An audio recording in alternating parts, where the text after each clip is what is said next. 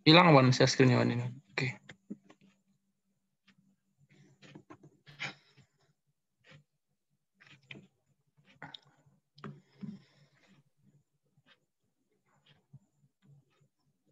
Silahkan. Langsung slide keduanya Wan.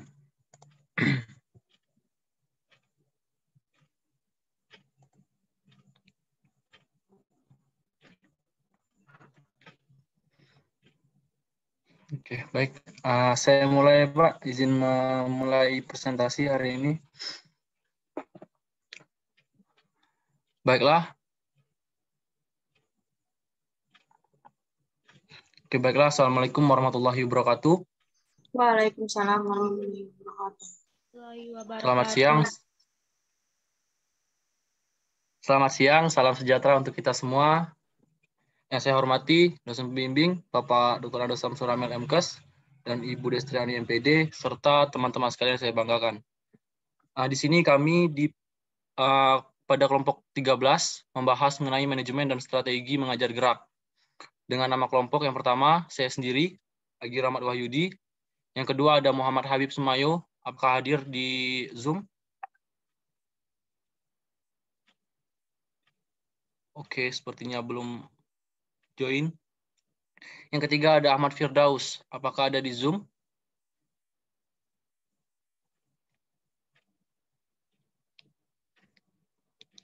Oke, sepertinya juga belum bisa join. Dilanjutkan, Wanda.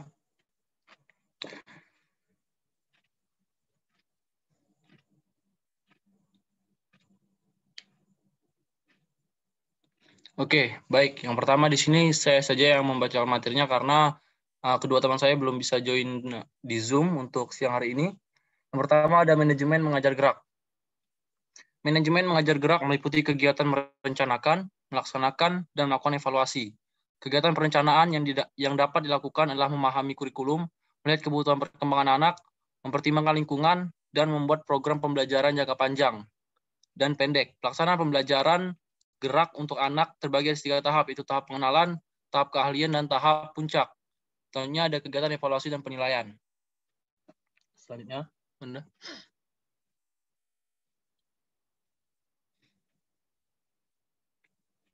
Nah, gerak dasar pada anak. Belajar gerak dapat diartikan sebagai perubahan tempat, posisi, kecepatan tubuh, atau bagian tubuh manusia yang terjadi dalam suatu dimensi ruang dan waktu, serta dapat diamati secara objektif. Dalam belajar gerak, latihan merupakan suatu proses yang paling utama dalam rangka penguasaan keterampilan gerak. Gerak sendiri mengacu pada suatu yang dapat diamati dalam perubahan letak beberapa bagian tubuh. Gerak adalah tindakan puncak yang menjadi dasar proses motorik. Kata gerak biasa diartikan secara luas, namun umum berarti bahwa tindakan jelas dan bergerak. David L. Gelwid dan John Osmond tahun 2006 menuliskan beberapa istilah gerakan yang sering digunakan, yaitu yang pertama, pola gerak, yang kedua ada pola gerak dasar, dan 3 keahlian olahraga. Gerak merupakan unsur utama dalam pengembangan motorik anak. Lanjut, Anda. Sebelumnya apakah Adam, Habib, Sumayo, dan Ahmad Firdaus? Oke, sepertinya belum join. Selanjutnya, perkembangan kemampuan motorik anak akan dapat terlihat secara jelas melalui berbagai gerakan dan permainan yang dilakukan di kelas, permulaan sekolah, dan sekolah dasar. Istilah kemampuan gerak mengacu kepada pengembangan dan penghalusan berbagai ragam gerak dasar. Kemampuan gerak ini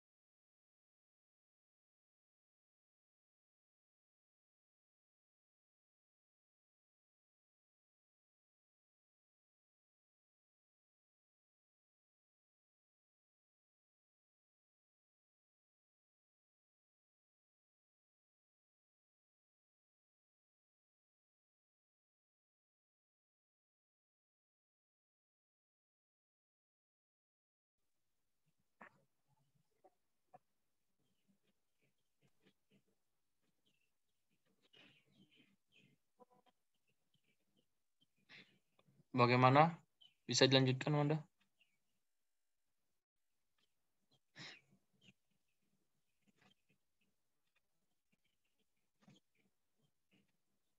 Bisa lanjutkan ke slide berikutnya. Oke. Oke, sebelumnya saya cek lagi apakah ada Ahmad Firdaus dan Habib. Kalau Firdaus hadir Gi, baru gabung Gi. Maaf.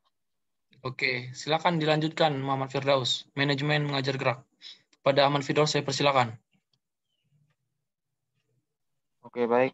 Sebelumnya mohon maaf rekan-rekan baru bergabung tadi karena terkendala sinyal. Jadi langsung saya akan melanjutkan. Manajemen mengajar gerak. Manajemen adalah kemampuan untuk keterampilan khusus untuk melakukan suatu kegiatan baik dilakukan untuk diri sendiri, bersama orang lain atau melalui orang lain dalam mencapai satu tujuan. Muhammad Joko Susilo, 2008. Manajemen pembelajaran gerak untuk anak adalah kemampuan untuk mengelola pembelajaran yang bernuansa gerak motorik dalam kelas. Kemampuan tersebut meliputi kemampuan merencanakan, melaksanakan, dan melakukan penilaian atau asesmen dalam pembelajaran gerak.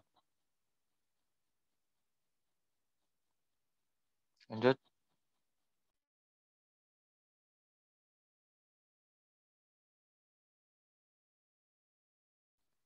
Kemampuan merencanakan pembelajaran gerak secara umum menurut Muhammad Joko Susio 2008 yaitu 1.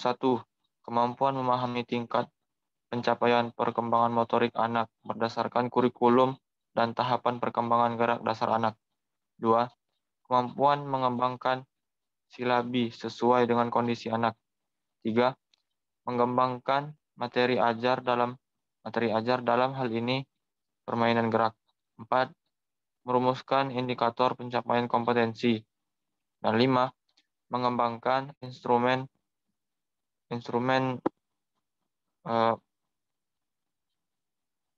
penilaian gerak untuk anak.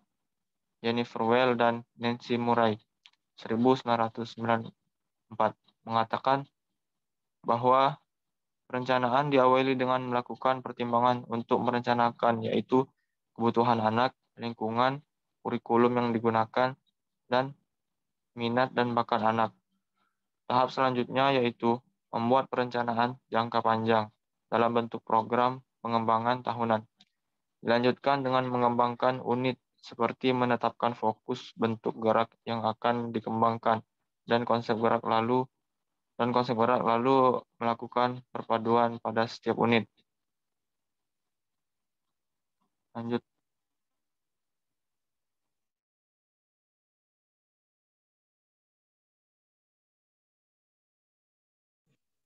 Ya, silakan dilanjutkan Ahmad Firdaus. Tahap lanjutan yang dilakukan adalah mengembangkan pelajaran. Pembelajaran gerak untuk anak-anak terbagi atas 3 tahap, yaitu tahap pengenalan, tahap pengembangan konsep dan keahlian, dan tahap puncak. Tahap pengenalan didesain untuk mengajak anak melakukan pemanasan dengan mengembangkan kegiatan lokomotor seperti lari dan lompat, dan mengenalkan pada anak bentuk gerak yang akan dikembangkan. Tahap pengembangan konsep dan keahlian meliputi tahap mengenalkan konsep dan keahlian, mengetahui konsep yang dikembangkan dan pemberian penguatan dan praktik keterampilan tersebut. Tahap puncak adalah tahap untuk menggunakan keahlian barunya dalam bergerak, mempelajarinya dan mengkreasikannya dalam bentuk pembelajaran. Lanjut.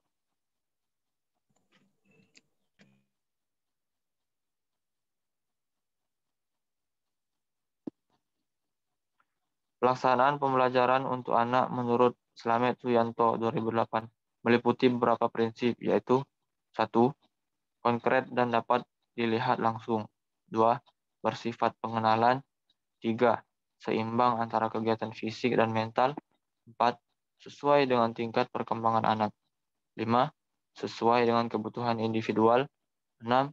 Mengembangkan kecerdasan. 7. Kontekstual dan multikonteks. 8. Terpadu. Dan ke-9 dilakukan sambil bermain. Prinsip ini hendaknya muncul dalam melaksanakan mengajar gerak untuk anak. Lanjut.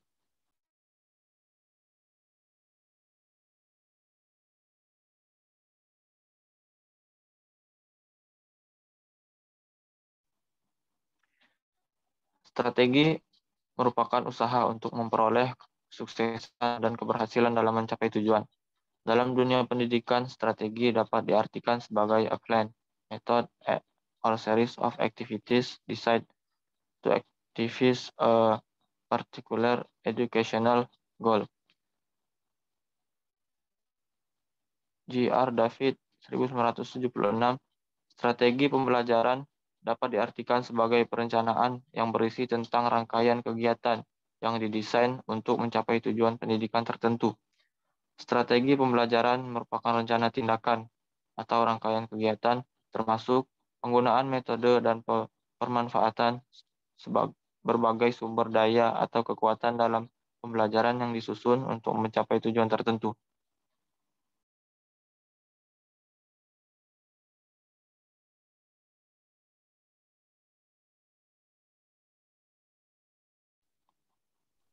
Slide berikutnya, Wanda.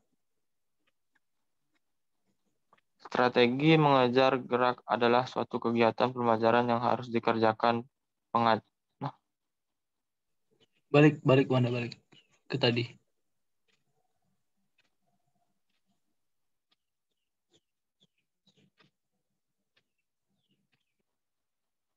Strategi mengajar gerak adalah suatu kegiatan pembelajaran yang harus dikerjakan pengajar dan peserta didik agar tujuan pembelajaran dapat dicapai secara efektif dan efisien. Kemp 1995, sedangkan Dick dan Carey 1985 menyatakan bahwa strategi mengajar adalah suatu set materi dan prosedur pembelajaran yang digunakan secara bersama-sama untuk menimbulkan hasil belajar pada siswa. Lanjut.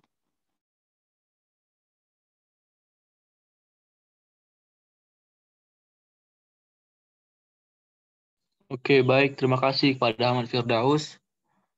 Saya cek kembali apakah Habib Sumayo sudah hadir di Zoom.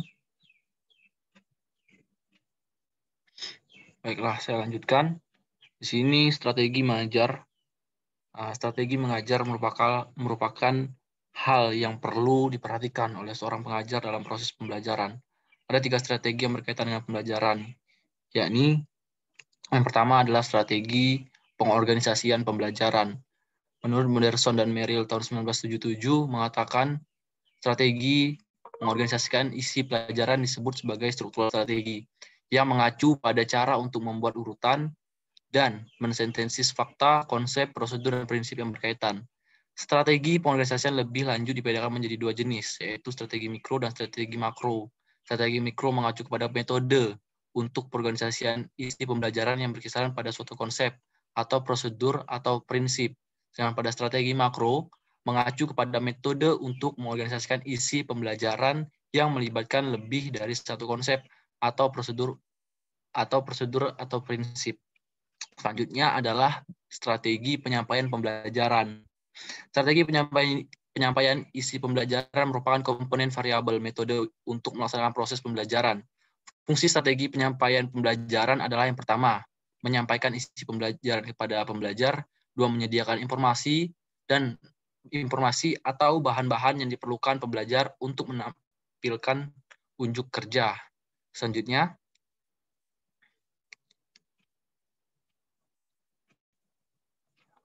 selanjutnya itu ada strategi pengolahan pembelajaran. Ya, strategi pengolahan pembelajaran. Strategi pengolahan pembelajaran merupakan komponen variabel metode yang berurusan dengan bagaimana menata interaksi antara pembelajar dan variabel metode pembelajaran lainnya.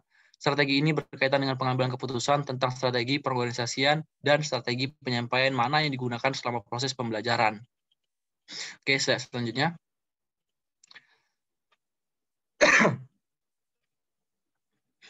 Baik, tahap mengajar gerak. Di dalam menentukan strategi mengajar gerak, perlu diketahui sebelum mengenai tahap-tahap dari mengajar gerak, sehingga dapat menyusun strategi mengajar gerak yang tepat, sehingga proses pembelajaran menjadi lebih efektif dan tujuan pembelajaran dapat tercapai dengan baik. Yang pertama, ada tahap pemahaman konsep gerak kognitif. Dalam tahap ini, tugasnya yang harus dipelajari oleh siswa benar-benar merupakan tugas baru. Sebagai pemula, siswa biasanya akan banyak dipersulit oleh keputusan yang harus dibuat.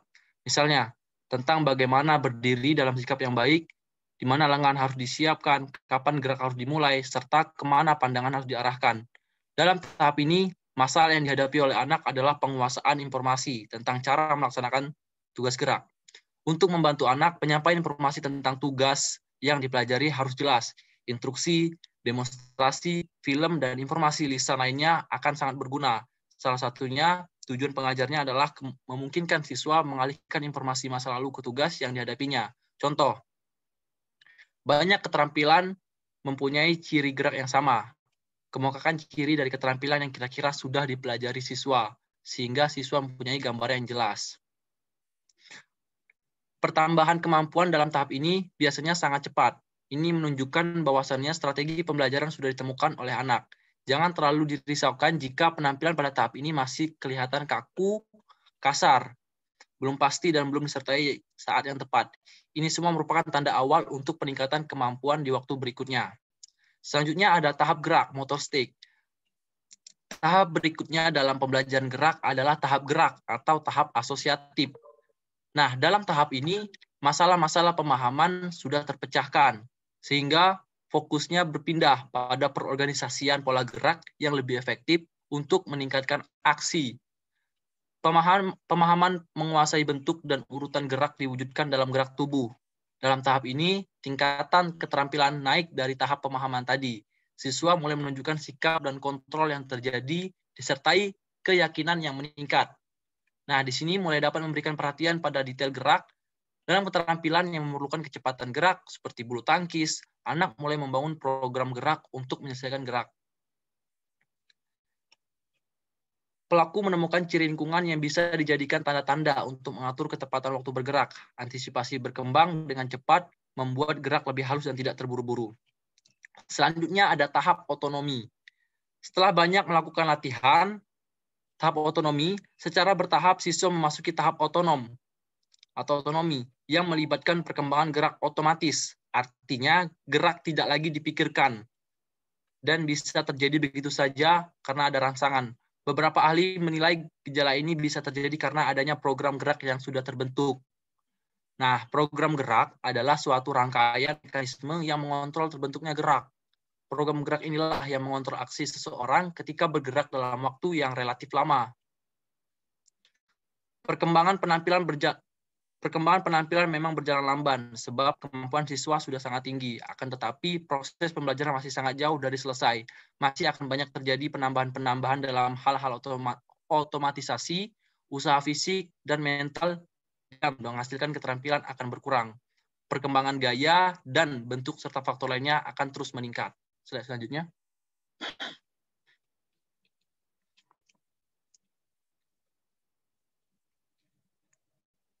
Oke, terima kasih. Baiklah, mungkin sampai di sini saja untuk paparan kami pada hari ini mengenai manajemen dan strategi mengajar gerak pada mata kuliah perkembangan motorik. Selanjutnya dilanjutkan oleh pertanyaan atau dilanjutkan ke kelas Palembang. Kelas Palembang bagaimana? Mohon izin Pak Samsul Ramel. Silakan ke Palembang dulu, materinya sama kan? Siapa? Sama Pak. Ya, karena materinya sama, Palembang aja dulu. Ibu Ani, mana di Ibu Ani? Bu Ani, tadi susah masuk katanya. Sepertinya Ibu Ani terkendala jaringan Pak tadi Pak. Oh iyalah ya, lajulah. Ya, Palembang silakan. Siapa? Oke, baiklah. Bisa dilanjutkan oleh kelas Palembang. Saya lempar ke kelas Palembang. Untuk moderator kelas Palembang, saya persilakan.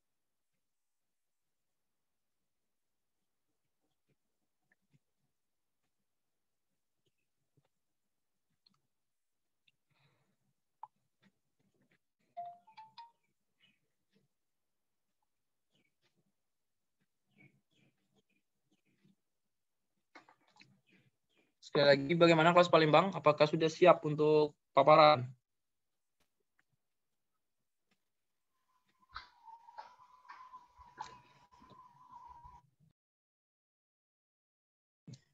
Ahmad Ridho Abiwan. Sebentar saya cek dulu ya, Gi. Oke, oke.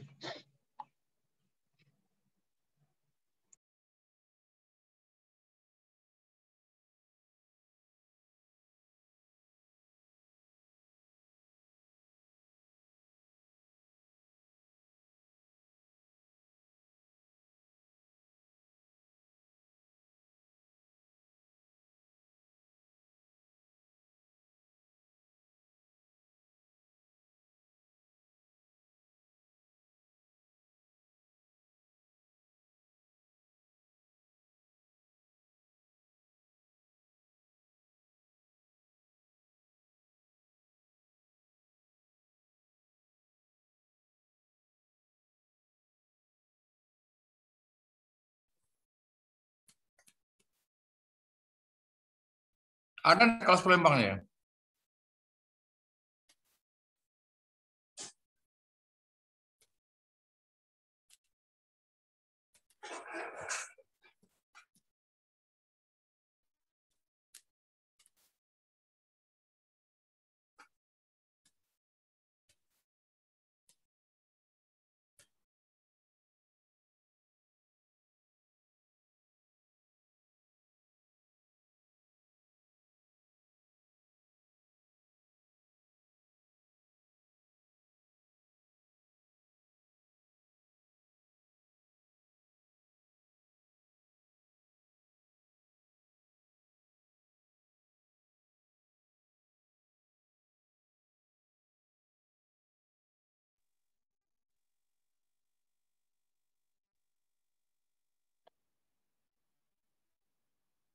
Halo, Muklis. Apakah ada dari Muklis?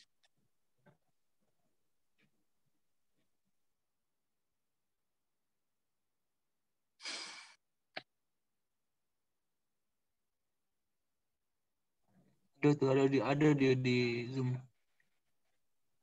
Apa? Siapa Bay orangnya? Nah, ini kelompok 13 kan, Ki? Iya, kelompok terakhir. Oh ya. Halo, Muklis.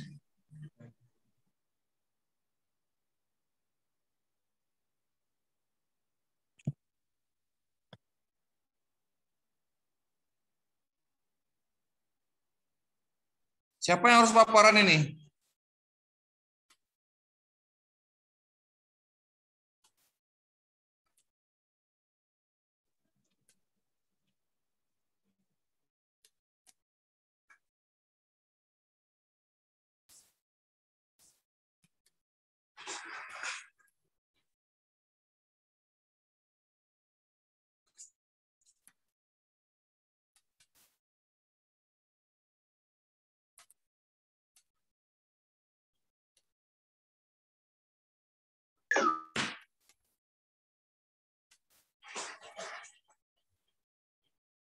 Lamun ini sih. Siap sebentar ya, Pak. Ini lagi dihubungi untuk kelompoknya.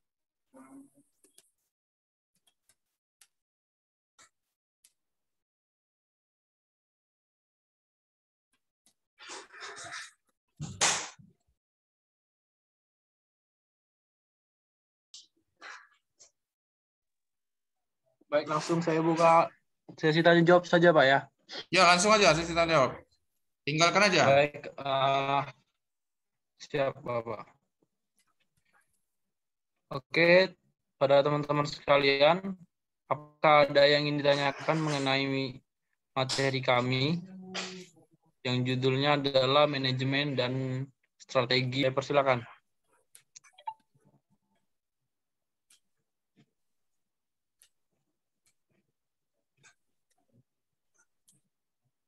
Sekali lagi pada teman-teman sekalian, silakan yang ingin mengajukan pertanyaan mengenai materi yang sudah kami sampaikan mengenai manajemen dan strategi mengajar gerak. Mungkin ada yang kurang jelas atau kurang paham dan ada yang ingin didiskusikan. Silakan.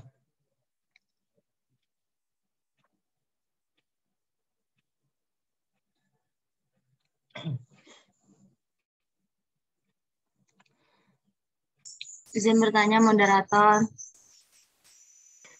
Ya, silakan Wanda. Baik, Assalamualaikum warahmatullahi wabarakatuh. Perkenalkan, nama saya Wanda Martisa Putri dari kelas Indralaya. Di sini saya ingin bertanya, pertanyaannya adalah strategi mengajar gerak seperti apa menurut kalian? Strategi mengajarkan gerak seperti apa yang baik untuk diajarkan kepada anak-anak? Terima kasih.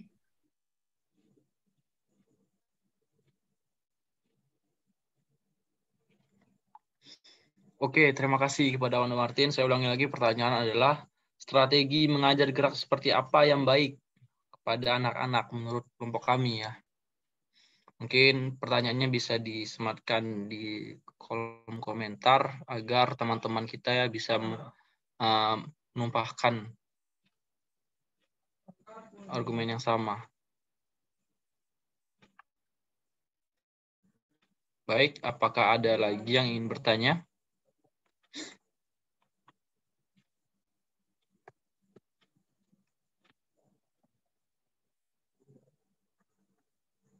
Saya ulangi lagi, apakah ada yang ingin bertanya?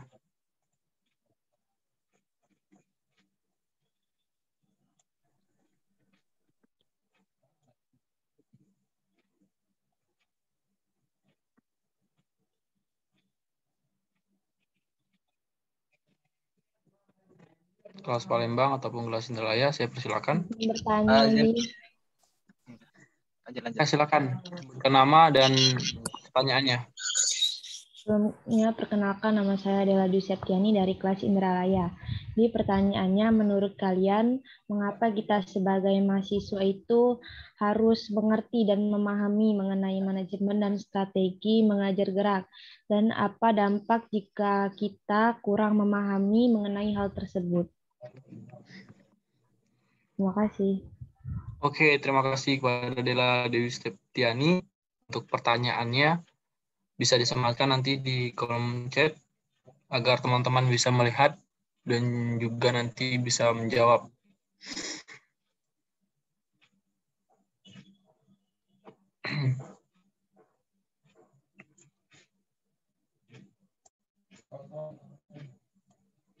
Baik, apakah ada lagi yang ingin bertanya?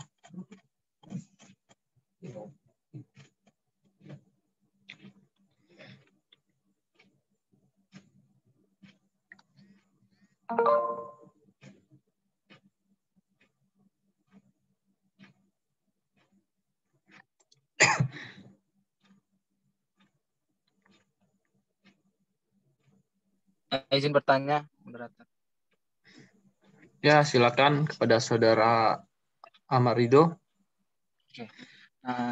Sebelumnya perkenalkan terlebih dahulu, nama saya Ahmad Ridho Abiman. Saya dari kelas Palembang. Izin bertanya untuk materi kali ini. Yang ingin saya tanyakan adalah apa poin-poin penting dalam pengaplikasian manajemen dan strategi mengajar gerak ini? Poin-poin penting.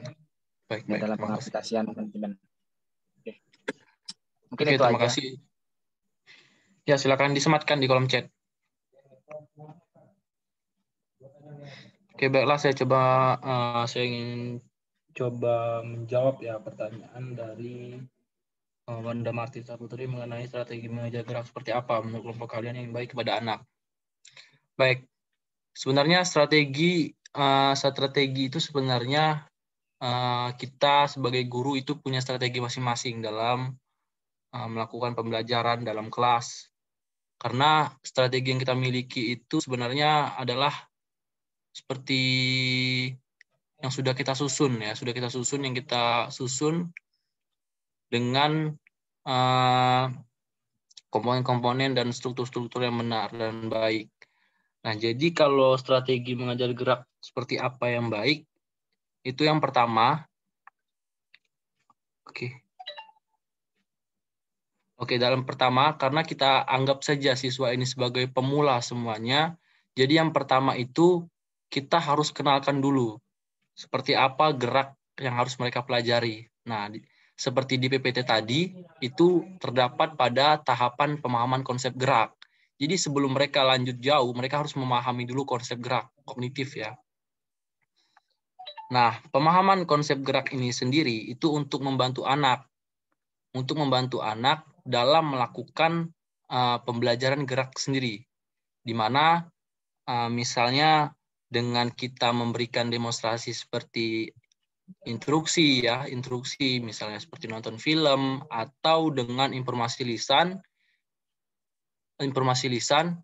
itu merupakan strategi yang baik menurut saya jika kita terapkan dalam pembelajaran gerak ini sendiri.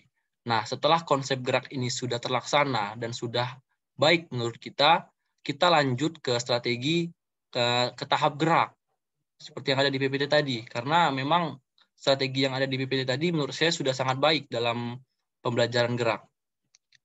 Komponen-komponennya sudah ada semua di situ. Nah, selanjutnya ke tahap gerak.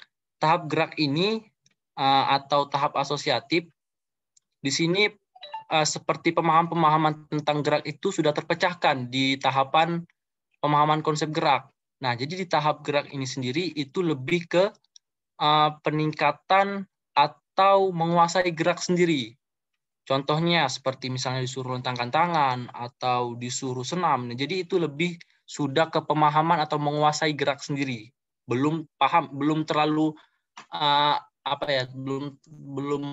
belum terlalu bisa, tapi sudah memahami atau menguasai bentuk-bentuk gerak, urutan-urutan gerak seperti apa. Nah, setelah tahap gerak ini sendiri, kita ke strategi selanjutnya adalah ke tahap otonomi tadi. Nah, di tahap otonomi ini, masalah-masalah pemahaman gerak, masalah-masalah seperti pemahaman menguasai bentuk gerak sendiri itu sudah kita lewati di tahap gerak tadi. Nah, di tahap otonomi ini sendiri merupakan tahap yang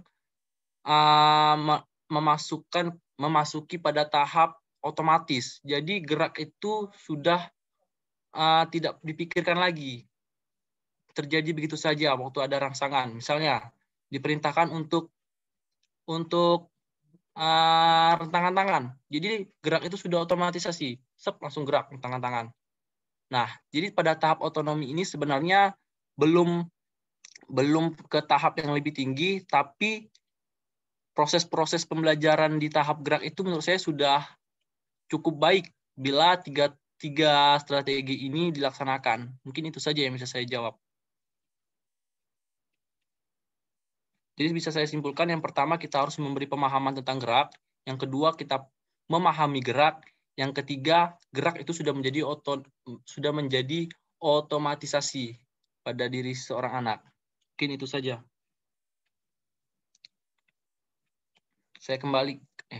Mohon maaf, sebelum saya kembalikan ke Wanda Martin, apakah ada teman-teman sekalian yang ingin menambahkan atau menyanggah dari pendapat saya atau memberikan jawaban lain? Silakan.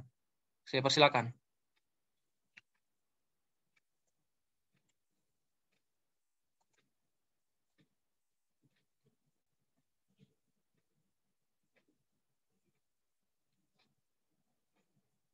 Sekali lagi, apakah ada teman-teman yang ingin menyanggah atau menambahkan pendapat dari saya atau memberi jawaban lain mengenai pertanyaan Wanda, bagaimana strategi mengajar seperti apa yang baik untuk diajarkan kepada anak-anak? Oke, sepertinya tidak ada. Saya kembalikan kepada saudari Wanda, bagaimana? Apakah ingin disanggah atau sudah cukup untuk jawabannya? Baik, terima kasih kepada Saudara Agi Rahmat Wahyudi telah menjawab pertanyaan dari saya. Jawabannya sudah cukup jelas. Terima kasih. Saya kembalikan ke moderator. Oke, terima kasih. Bagaimana kelompok Palembang? Apakah ingin paparan? Selagi saya mencoba menjawab. Nunggu Zaki dulu, Gi. Tolong. Lagi nunggu Zaki ya?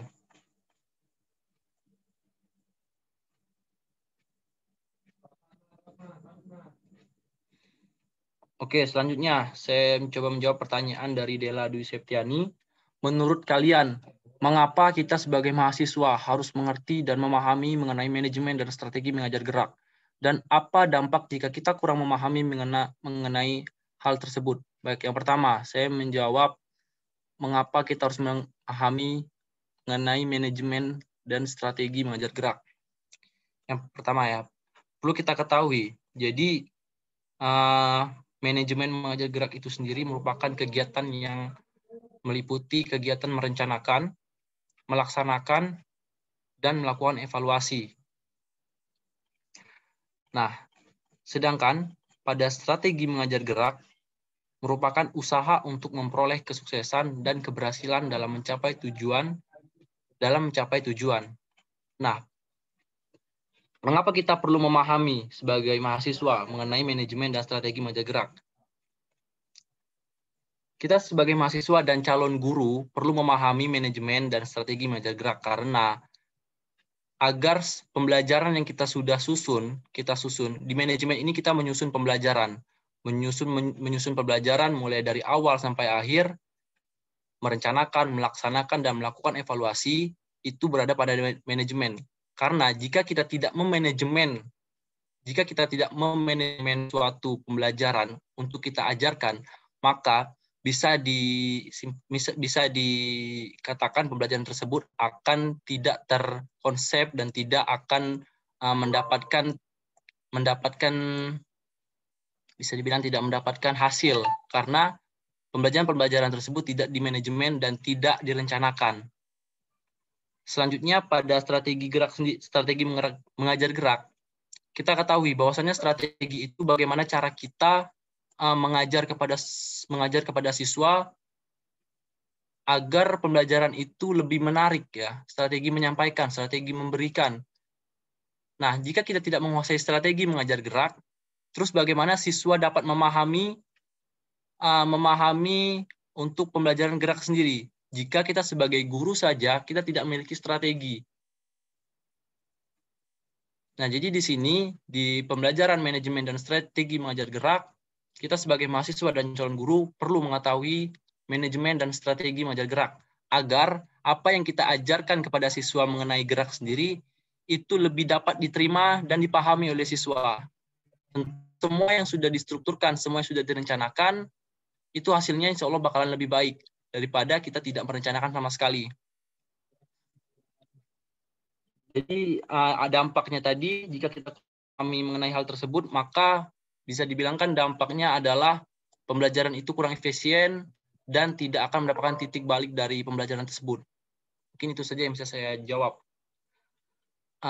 Saya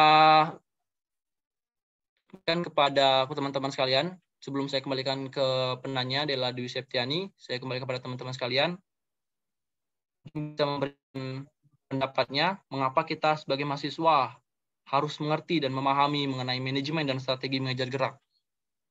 Mungkin teman-teman ada pendapat lain atau ingin menyanggah, silakan.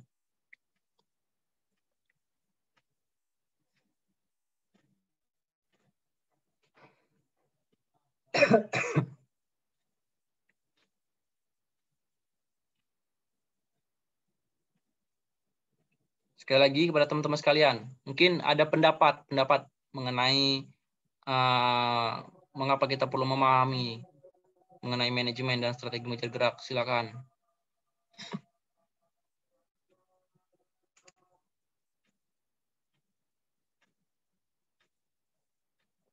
Oke, sepertinya tidak ada yang ingin menyanggah. Saya kembalikan kepada Della. Bagaimana Della?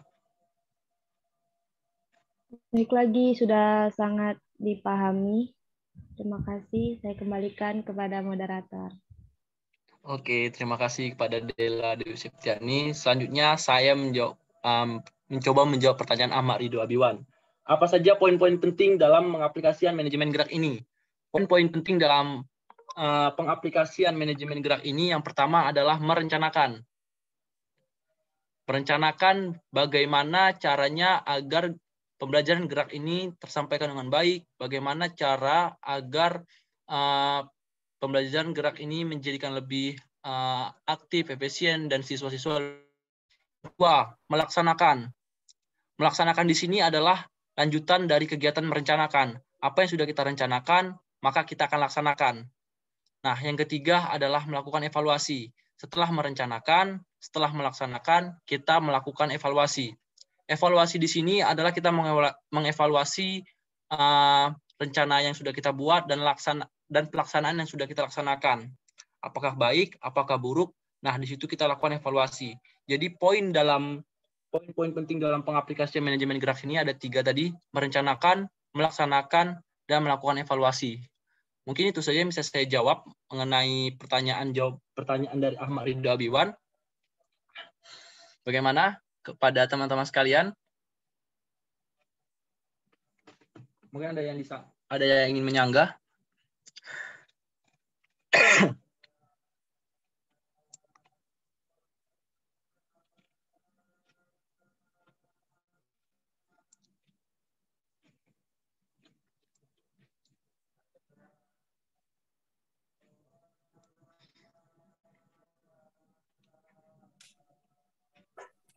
Oke, saya tambahkan sedikit ya. Jadi dalam kita 3 poin penting tadi, di dalam merencanakan tadi, kita merencanakan itu, perencanaan itu diawali dengan melakukan pertimbangan untuk merencanakan, yaitu kebutuhan anak, lingkungan, kurikulum yang digunakan, dan minat dan bakat anak.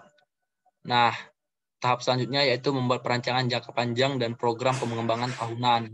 Dilanjutkan dengan pengembangan unit seperti menetapkan fokus, bentuk gerak yang akan dikembangkan, dan konsep gerak, lalu melakukan perpaduan pada setiap unit. Nah, selanjutnya tadi pada tahap pelaksanaan ya, poin kedua pelaksanaan, itu meliputi yang pertama ada konkret dan dapat dilihat langsung, bersifat pengenalan, seimbang antara kegiatan fisik dan mental, sesuai dengan tingkat perkembangan anak, sesuai dengan kebutuhan individual, yang keenam mengembangkan kecerdasan, ketujuh kontekstual dan multi konteks, 8 terpadu, 9 dilakukan sambil bermain. Prinsip ini hendaknya muncul dalam melaksanakan mengajar gerak untuk anak. Nah, mungkin itu saja yang bisa saya jawab. Saya kembalikan kepada penanya, Ahmad Ridho Abiwan, bagaimana? Apakah bisa dipahami dan apakah ada yang kurang jelas? Bisa saya ulangi nanti.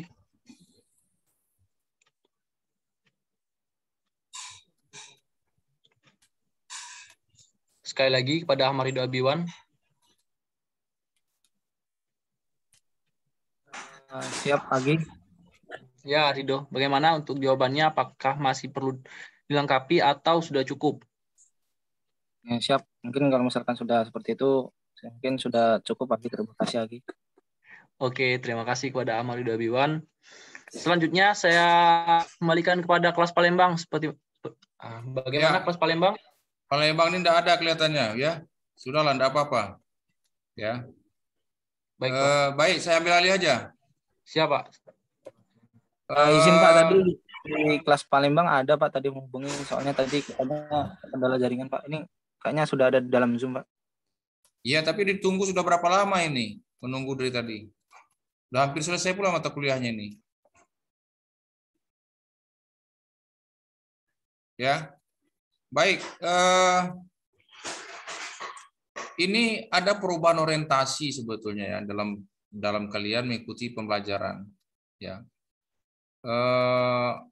bahwa kalian itu diharapkan ya bisa mengoptimalkan potensi positif, ya, bisa mengoptimalkan potensi positif yang ada pada kalian.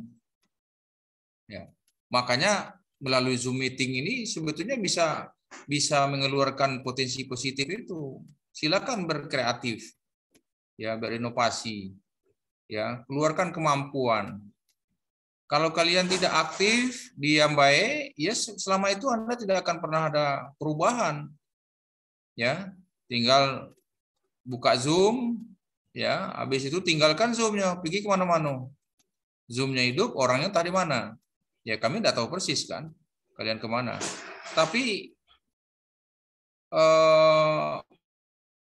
tidak akan pernah ada naiknya. Ya, tidak akan pernah ada perubahan.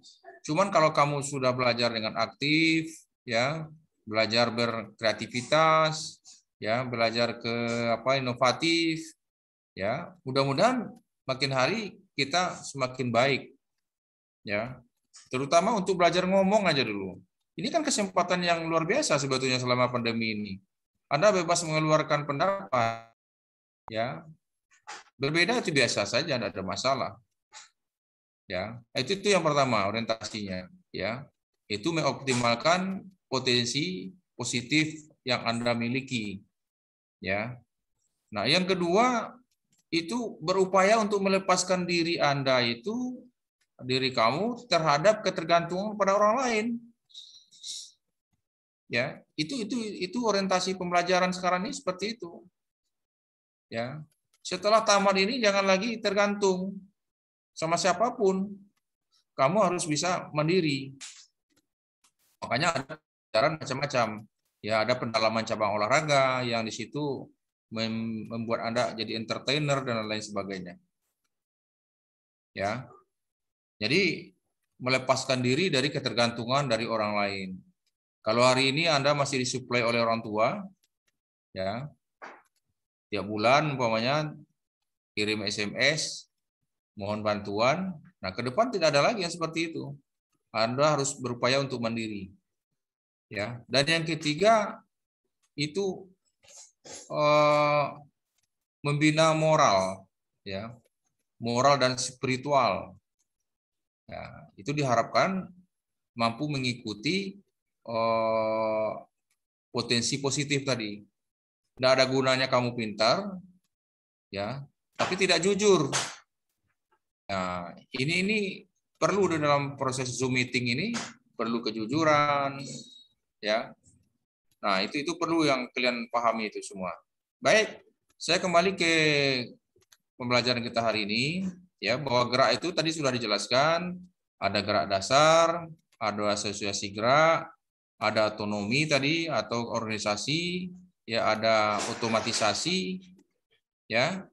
Nah, harusnya dijelaskan, ya, dasar gerak umpamanya apa saja, ya, manajemennya seperti apa strateginya, ya. Umpamanya gerak berjalan, ya, seperti apa gerak berjalan yang benar, ya, gerak dasarnya itu. Gerak berlari bagaimana yang benar, gerak melompat bagaimana yang benar, ya. Sudah itu menjadi asosiasi gerak. Asosiasi gerak itu ada yang paham, nah, apa itu asosiasi gerak?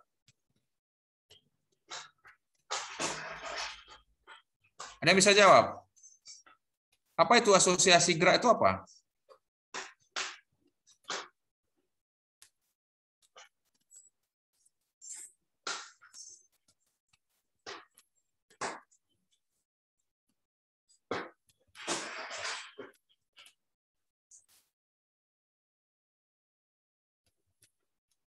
Ada yang bisa jawab? Kalau di Australia itu ada tugas dari guru SD-nya itu, ya. Apa tugasnya? Itu menceritakan gerak yang dia lakukan, ya, melalui tulisan, ya. Jadi dia sambil duduk dia bermenung, seperti apa gerakannya, seperti apa teknisnya. Pamer teknik melompat, ya, lompat jauh umpamanya, mulai dari awalan, ya, take off di udara, mendarat, ya. Nah, pada saat dia awalan, ya berapa meter, nah di otaknya itu sudah ada pemikiran gerak yang akan dia lakukan. Itu namanya asosiasi, ya, mengasosiasikan, ya, atau membayangkan gerak yang dia akan lakukan, ya. Nah, jadi kalau sudah masuk asosiasi gerak, ya, baru dia masuk nanti ke seperti anatomi, ya, anatomi gerak, ya, atau organisasi gerak sebetulnya itu, ya. Bagaimana gerak itu dia kuasai, dia mempunyai kemampuan, ya. Nah, setelah itu baru nanti naik ke berikutnya itu menjadi otomatisasi dia, ya. Otomatisasi itu, ya, semakin gerak otomatisasi semakin kurang tenaga yang digunakan, ya. Semakin menguasai orang, maka semakin kurang energi yang dikeluarkan untuk melakukan gerak itu. Nah, ini juga yang harus perlu kita pahami semuanya, ya. Nah, terakhir sebetulnya gerak itu ada gerak kreatif dan inovatif, yaitu gerak yang dilakukan oleh otot-otot halus, ya, jari tangan umpamanya, ya, imajinatifnya di situ yang bekerja, ya. Jadi itu harus kalian pahami, ya, kalian pelajari semua itu, ya, agar ada pendalamannya, ya. Nah, tapi saya ingatkan sekali lagi kepada seluruh peserta agar lebih aktif lagi, mau kita kuliah apapun, ya bukan hanya dengan saya atau dengan siapa, ya silakan setiap kalian perkuliahan entah Zoom meeting, entah tatap muka nanti silakan, ya sehingga mengoptimalkan potensi positif Anda itu ada hasil nanti pada saat Anda selesai perkuliahan, ya. Kalau sebelum perkuliahan ini atau sekarang semester 1 ngomong aja susah, ya. Cara berpikir juga susah, tidak kreatif. Nah, melalui inilah kita, ya, melalui Zoom meeting ini akan muncul kreativitas dan inovasi dari Anda sendiri. Ya, saya kira demikian ya. Tambahan dari saya, ya. Kita tutup saja saya mata kuliah ini karena waktunya juga sudah hampir habis. Ya, udah 1 jam, ya 1,5 jam ya. Kalau ada lagi silakan. Ya.